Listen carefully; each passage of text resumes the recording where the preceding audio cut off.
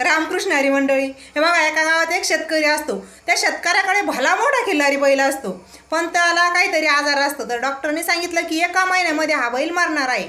तर त्याला खूप टेन्शन येतं, आता काय राहू, किती नुकसान होईल. पण त्यातल्या त्यात त्याला काय होतं माहिती आहे का, गावातील एक माणूस आला, हा म्हणतो की आता काय करू, हा बैल तर काही विकणार नाही. म्हणे कितीपर्यंत विकायचं आहे. म्हणे विकायला तर आता हा 50-60 हजाराचा बैल आहे, पण काय करू, मी 10 हजारामध्ये पण द्यायला तयार आहे, पण याला घेणार कोण. तो माणूस म्हणतो ठीक आहे, मी घेतो, घे 10 हजार आणि दे मला बैल. मग त्याचं काही नुकसान झालं का, तो काय करतो माहिती आहे का, तो पूर्ण गावामध्ये दौंडी देतो की 50 रुपयामध्ये एक लॉटरीचं तिकीट भेटत आहे आणि ज्याला लॉटरी लागेल त्याला 50 रुपयामध्ये हा बैल भेटला जाईल. आता बैल बघून कोणाला वाटलंच नाही, 50 रुपयात एवढा मोठा बैल म्हटल्याच्या नंतर त्या गावामध्ये 2-2.5 हजार लोकसंख्या असते, पण त्यातले 1000 लोक लॉटरीचे तिकीट घेतात आणि त्या माणसाकडे चक्क 50,000 रुपये जमा होतात. आणि मग ज्याला तिकीट, ज्याची लॉटरी लागते त्याला तो म्हणतो घ्या हा बैल. तो म्हणे ठीक आहे द्या.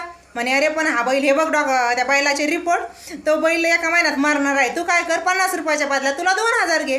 तो पण खुश होतो. सांगायचं तात्पर्य एवढंच की जे ऑनलाईन गेम असतात ना, ते अशाच प्रकारे असतात.